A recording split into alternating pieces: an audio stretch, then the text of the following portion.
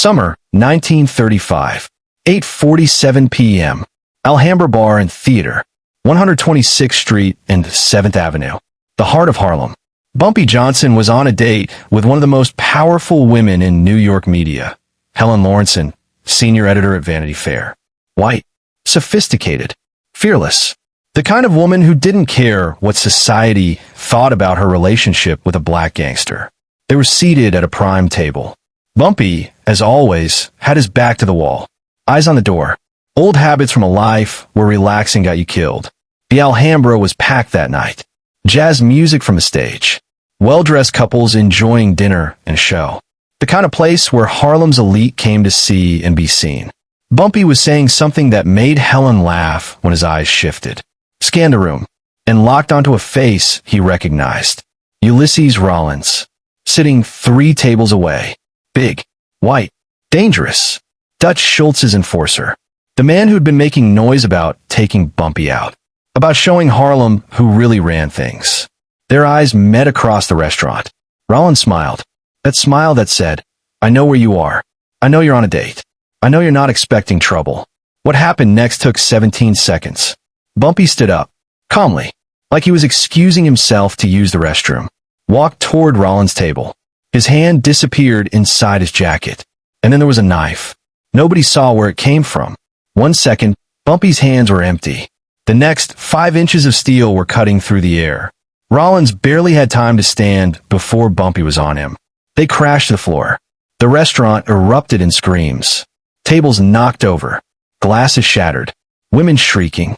Men scrambling to get their families out of the way. But Bumpy wasn't looking at them. Wasn't hearing them. Wasn't thinking about anything except the man underneath him who'd made the mistake of challenging him in public.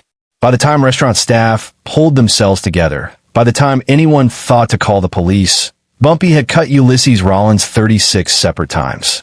36 wounds. 36 cuts, slashes, and punctures.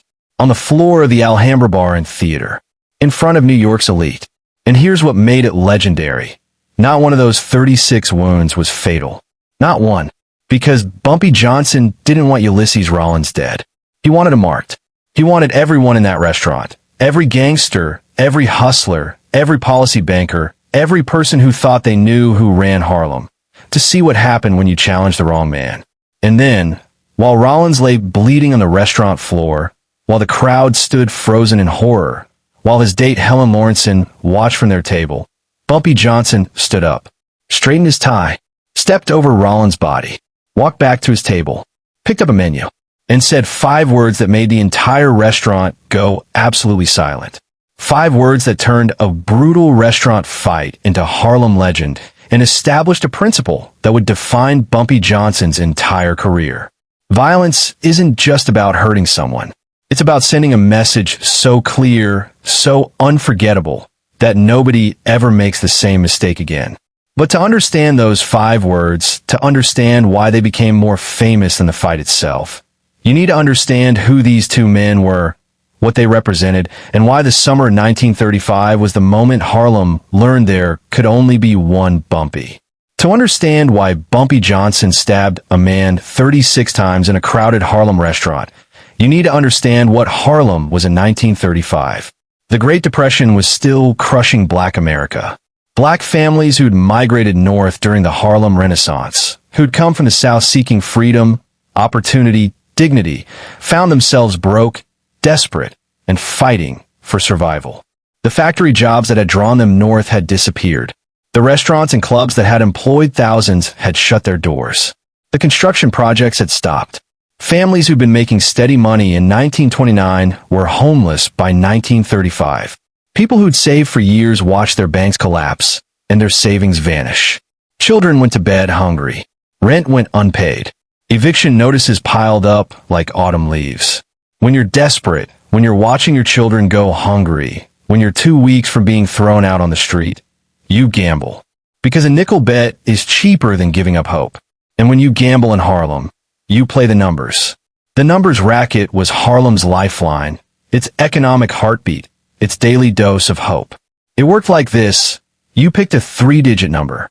Any number from 000 to 999. You bet a nickel, Maybe a dime if you were feeling lucky or desperate.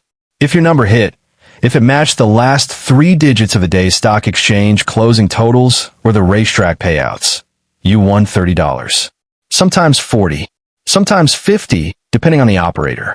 For people making $7 a week, if they were lucky enough to still have jobs, that nickel wasn't just a bet.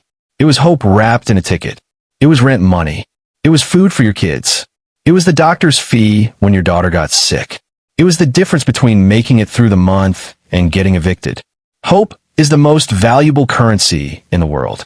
And in Harlem in 1935, the numbers game was selling hope for 5 cents a dream. And that made the numbers racket worth millions. Think about it. Thousands of people betting nickels and dimes every single day. Those nickels adding up to hundreds of dollars. Those hundreds adding up to thousands. Those thousands adding up to fortunes.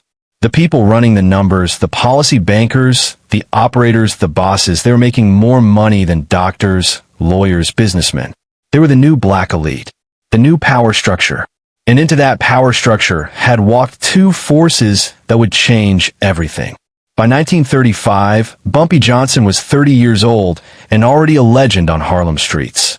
Ellsworth Raymond Johnson, born in Charleston, South Carolina, moved to Harlem as a teenager after getting in trouble down south. Got his nickname Bumpy from a knot on the back of his head, a childhood injury that left a permanent bump.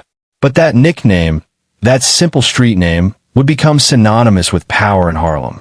Bumpy had come up under Madame Stephanie St. Clair, the fearless Caribbean immigrant from Martinique who'd built the neighborhood's most successful numbers operation. She was called the Queen of the Policy Rackets, and she didn't bow to anyone. Not the police, not the politicians, and definitely not the white mobsters trying to muscle into Harlem. When Irish gangs tried to shake her down, she shot at them. When corrupt cops demanded tribute, she paid off their superiors. When the press called her a criminal, she took out full-page newspaper ads defending herself and attacking police corruption. Stephanie St. Clair was a woman who understood power, and she recognized something special in young Bumpy Johnson. Bumpy wasn't just muscle. He wasn't just another trigger man or street enforcer. He was smart, intelligent, strategic. He'd educated himself in prison, reading Shakespeare, studying philosophy, understanding psychology. He knew that in Harlem, respect wasn't bought with fear alone. It was earned through loyalty, through protection, through being the person people could count on. When Madame St. Clair's runners got robbed, Bumpy got the money back, sometimes through violence, sometimes through intimidation, sometimes just through reputation. When dirty cops tried to shake down black businesses, Bumpy made them disappear. Not always violently. Sometimes their careers just ended. Sometimes their reputations got destroyed. Sometimes they just got transferred to Staten Island and forgot about Harlem. When Dutch Schultz's men started making noise about taking over the numbers racket, it was Bumpy who stood in their way. 30 years old, standing up to the most powerful mobster in New York. That was Bumpy Johnson in 1935. Young, fearless, strategic, building a reputation that would last 40 years.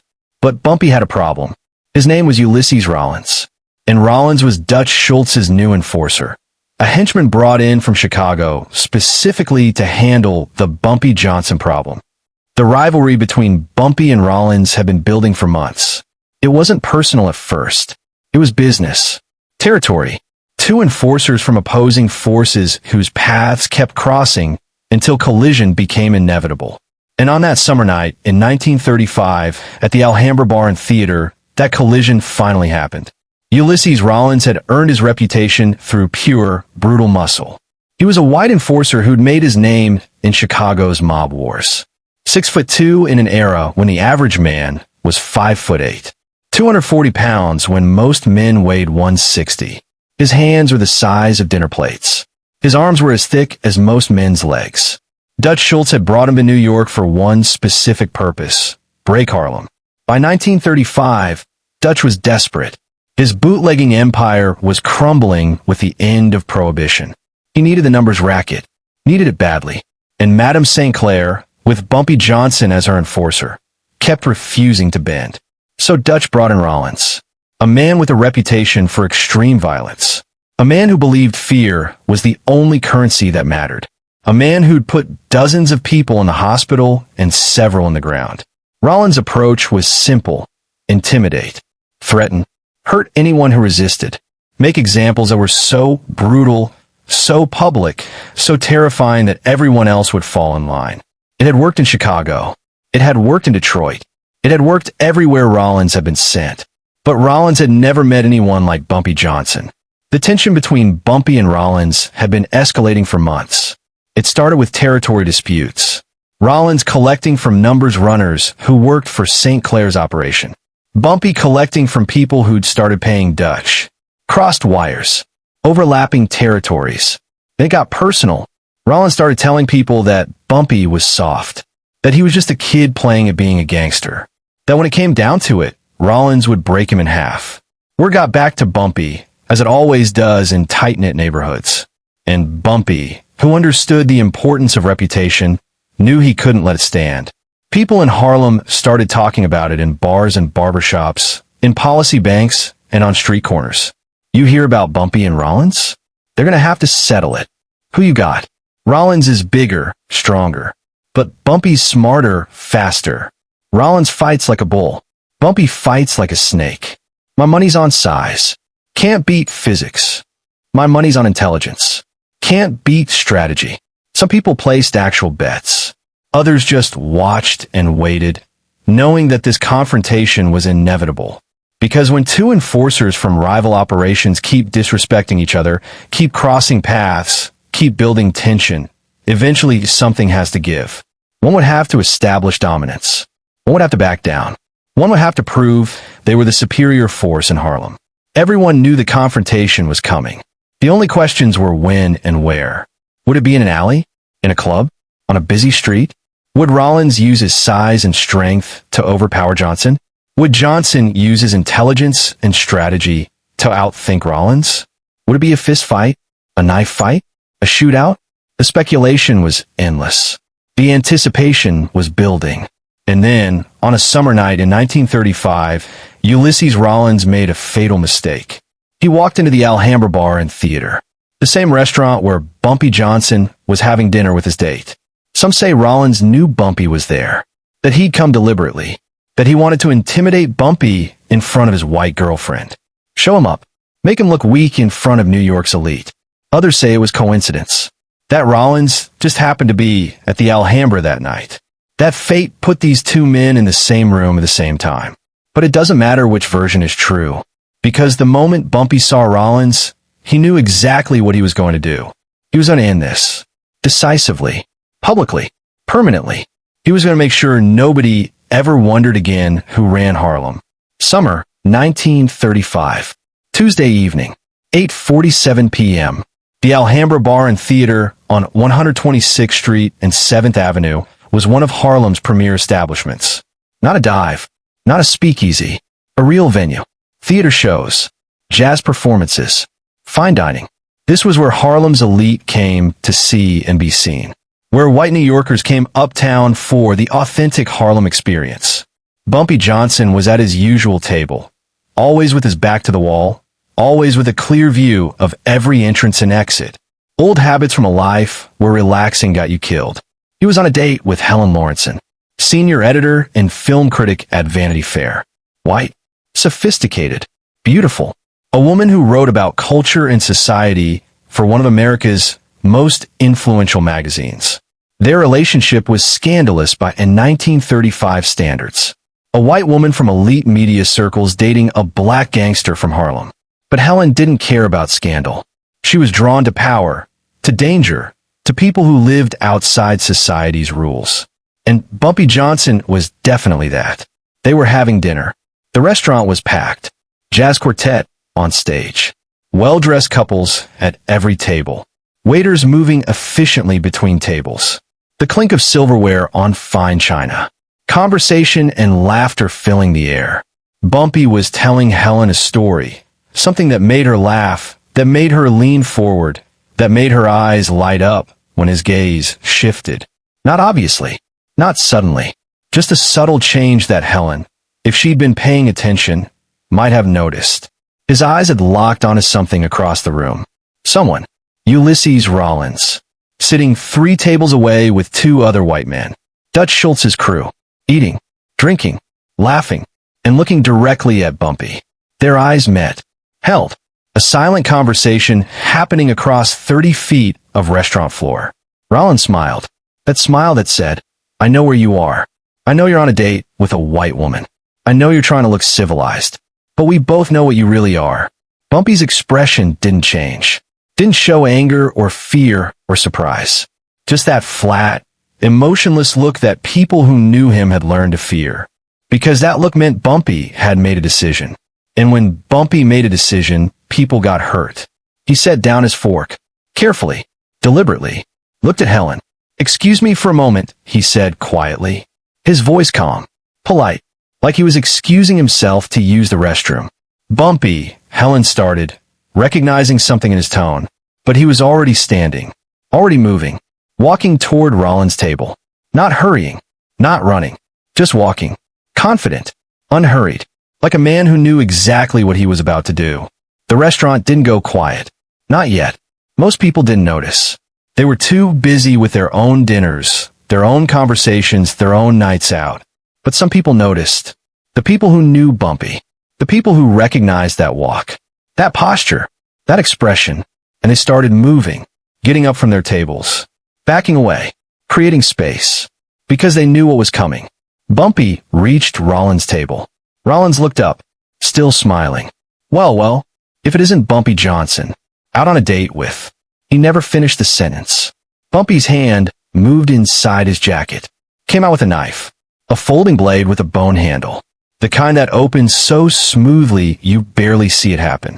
And then Bumpy was on him. It happened so fast that most people in the restaurant didn't process it until it was already underway. Bumpy grabbed Rollins by the collar and pulled him forward, rolled him off his chair, took him to the ground in one fluid motion. They crashed onto the restaurant floor between tables. China shattered. Glasses broke. A woman screamed. Then another. Then the whole restaurant erupted in chaos. But Bumpy wasn't hearing them, wasn't seeing them, wasn't thinking about anything except the man underneath him. The knife moved. Fast. Precise. Controlled. Not wild slashing. Not frenzied violence. Deliberate. Methodical. Each strike placed exactly where Bumpy wanted it. Rollins tried to fight back. Tried to use his size advantage. His strength. Tried to throw Bumpy off. Tried to punch. Tried to grab. Tried to do anything. But Bumpy was faster. Smarter. More strategic. He stayed close. Too close for Rollins to generate power with his punches. Too close for size to matter. Close enough that every movement Bumpy made was efficient. Economic. Effective. The knife found its target again. And again. And again. Cut 1 across Rollins' arm. Cut 2 on his shoulder. Cut 3, 4, 5 in rapid succession as Bumpy moved like water around Rollins' defenses. Rollins' 2 companions started to move. Started to reach for their weapons. Started to interfere. But other men in the restaurant, men who worked for Bumpy, men who'd been watching from other tables, men who'd known this was coming, stepped in their way. "Don't," one of them said quietly. A Thompson submachine gun suddenly visible under his jacket. "This is between them." Rollins kept trying, kept fighting, kept struggling. But Bumpy was relentless. Cut 6, 7, 8. Each one precise. Each one painful. Each one designed to wound, not kill. Because that was the point. That's what everyone in that restaurant needed to see. This wasn't rage. This wasn't passion. This was cold, calculated execution of a strategy that Bumpy had probably planned for weeks. Every cut was deliberate. Every wound was chosen. Every mark was placed where it would be most visible, most permanent, most impossible to hide. Rollins' white shirt was no longer white. The floor beneath them was slick. Other diners were scrambling for exits. Women were crying. Men were shouting. Someone was calling the police. But Bumpy didn't stop. 10, 15, 20. The count kept rising. Rollins stopped fighting back around cut 17. Just try to protect himself. Try to cover his face. Try to make it stop. But Bumpy didn't stop until he was done. Until he'd sent the message he needed to send. until every person in that restaurant understood exactly what happened when you challenged Bumpy Johnson. 31, 32, 33, 34, 35, 36. Then Bumpy stood up, wiped his blade on a napkin he grabbed from a nearby table, folded the knife carefully, put it back in his pocket.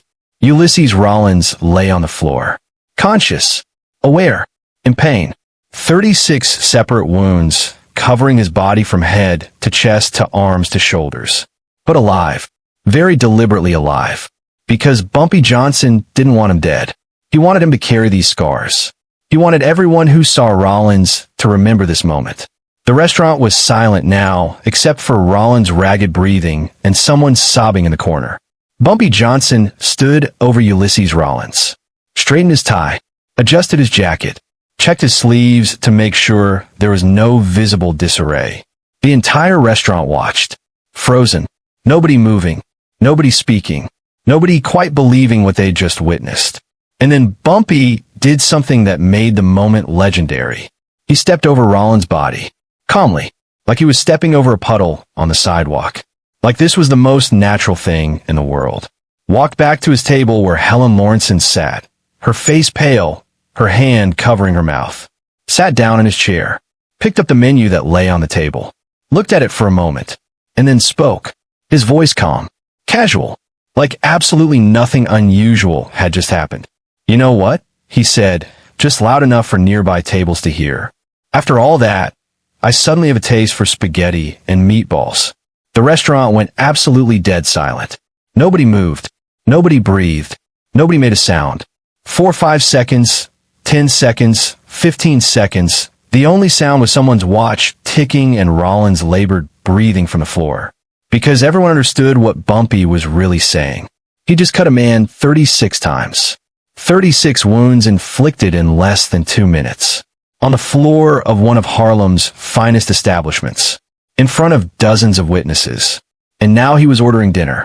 Like it was nothing. Like violence was just an interruption to his evening. Like cutting a human being 3 dozen times was equivalent to swatting a mosquito. The absolute, ice-cold lack of remorse. The complete absence of fear or guilt or regret. That's what made the statement so chilling. So perfect. So absolutely, terrifyingly memorable.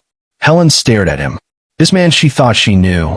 This charming, intelligent, sophisticated man who just revealed something primal and dangerous underneath all that polish. "Bumpy," she started.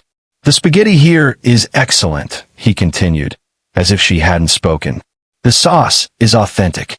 Not that American slop they serve in most places. Real Italian recipe." A waiter appeared, trembling, his notepad shaking in his hands. "Why, yes, sir," he stammered. "Spaghetti and meatballs," Bumpy said calmly. "And another drink for the lady. She looks like she could use it." The waiter nodded frantically and fled. Police sirens could be heard in the distance now. Getting closer. Bumpy looked at Helen, smiled. That same charming smile he'd been giving her all evening. "You should finish your dinner," he said gently. No sense letting good food go to waste. Rollins was still on the floor. Restaurant staff were finally starting to move toward him. Someone brought tablecloths to try to stem the bleeding. Someone else was calling for an ambulance. But Bumpy Johnson sat at his table, waiting for his spaghetti, as calm as if he were discussing the weather. The police arrived 11 minutes later. By that time, Rollins had been carried to a corner booth. Restaurant staff had improvised bandages from tablecloths and napkins. He was conscious, in pain, but alive. The police walked into a restaurant full of witnesses. Dozens of people who'd seen exactly what happened. Who'd watched Bumpy Johnson stab a man 36 times on the restaurant floor. Open and shut case, right? Except nobody would testify. When the police started asking questions, suddenly nobody had seen anything. Nobody remembered. Nobody could identify who'd done it. I was in the restroom. I wasn't paying attention. It happened so fast, I couldn't tell who was who. Must have been somebody from outside. I didn't see any regular customers involved. Even Helen Lawrenson, when questioned, claimed she'd been looking at her menu when the commotion started. Didn't see who initiated it. Couldn't identify anyone. Because in Harlem, you don't testify against your own. You don't give police ammunition. And you definitely don't testify against Bumpy Johnson. The police knew exactly what had happened. They knew who did it. But without witnesses willing to testify, without physical evidence linking Bumpy to the crime, they had nothing. They took statements, made notes, took photographs, collected the broken dishes and bloody tablecloths as evidence. And eventually, they left. Bumpy's spaghetti and meatballs arrived about 20 minutes after the police departed. He ate slowly, deliberately, making conversation with Helen as if this were any other dinner date. As if a man wasn't being loaded into an ambulance outside with 36 wounds. Helen, to her credit, stayed. Watched him eat. Watched him maintain this impossible calm. "You're not worried?" she finally asked. "About what?" Bumpy replied, twirling spaghetti on his fork. "About..." She gestured vaguely toward where Rollins had been. "About the police. About Dutch Schultz coming after you. About any of it." Bumpy set down his fork, looked at her directly. "Helen," he said quietly, "Dutch Schultz sent that man to intimidate me, to make me back down, to show Harlem that I could be pushed around." He picked up his wine glass, took a sip. "Now Dutch knows. Rollins knows. And everyone in this restaurant knows. You don't push Bumpy Johnson. You don't intimidate Bumpy Johnson. You don't challenge Bumpy Johnson in public." He smiled. "Dutch will get the message. And he'll either back off or send someone smarter next time. Either way, I'll be ready." Helen stared at him for a long moment. Then she picked up her own wine glass. "You're terrifying," she said softly. "Only to people who make me their enemy," Bumpy replied. "To everyone else, I'm perfectly pleasant."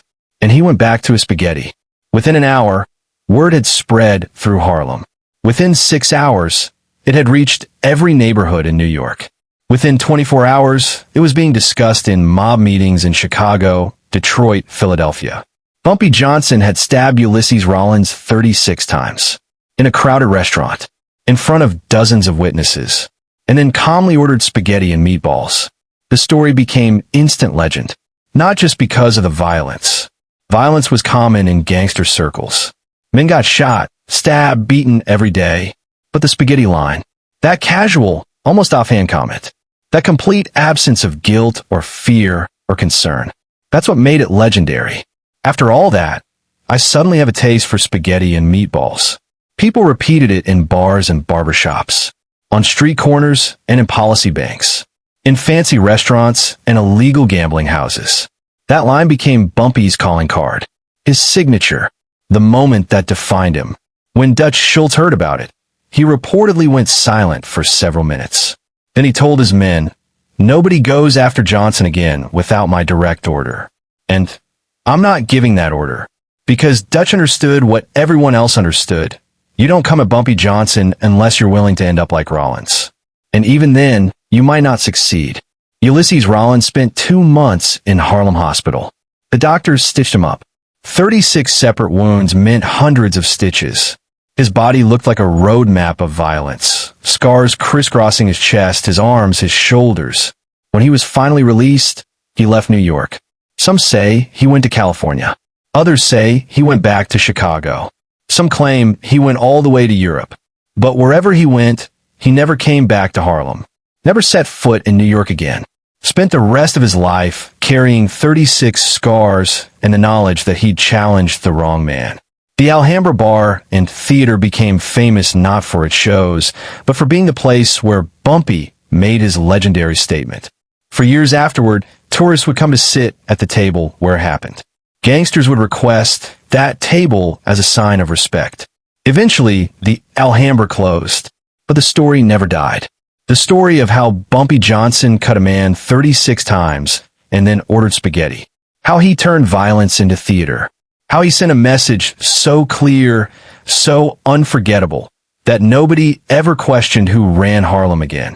For the rest of his life, whenever Bumpy had to remind someone who he was, people would reference the spaghetti. And everyone who heard it would understand. Bumpy Johnson is not someone you cross. Not someone you challenge. Not someone you underestimate. Because he'll mark you up like Ulysses Rollins. And then he'll eat dinner while you bleed. That summer night in 1935, the Alhambra Bar and Theater. One man walked away with 36 scars that would never fade. The other walked away with a reputation that made him untouchable. And over a plate of spaghetti and meatballs, Bumpy Johnson delivered the most legendary line in Harlem history. 5 words that proved you don't rule through fear alone. You rule through respect, intelligence, and sometimes a dark sense of humor that reminds everyone exactly who's in charge. Summer 1935. The Alhambra Bar and Theater. 36 stab wounds, 1 plate of spaghetti, and 5 words that became legend. I suddenly have a taste for spaghetti and meatballs. Look, if this story got you hyped, do me a favor. Hit that like button real quick. This is exactly why we're building this channel. We're telling the Bumpy Johnson stories history forgot. The moments that made him a legend, the moves that made him untouchable, the words that made him unforgettable. And if you're not subscribed yet, what are you waiting for? We're dropping these legendary Bumpy Johnson stories every single day, each one more powerful than the last. Each one showing you exactly why this man commanded respect from the Italian mob, from the streets, from everyone who crossed his path. Drop a comment and let me know. Could you have kept that level of calm? Could you have stabbed someone 36 times and then ordered dinner? What would you have done if you were Bumpy Johnson that night? And honestly, was that spaghetti line genius or just cold-blooded? Share this with someone who thinks power is about how tough you look. Real power is about how calm you stay, how calculated you are, how thoroughly you send your message. Remember, in Harlem, respect wasn't given. It was earned. And Bumpy Johnson earned his 1 cut at a time. 36 cuts, to be exact. And 1 perfectly delivered joke that made everyone understand. This man is different. This man is dangerous. And this man is exactly who you think he is. Turn on notifications as more videos will drop soon. Same energy. More legendary Bumpy Johnson stories that'll show you exactly how he dominated Harlem for 40 years.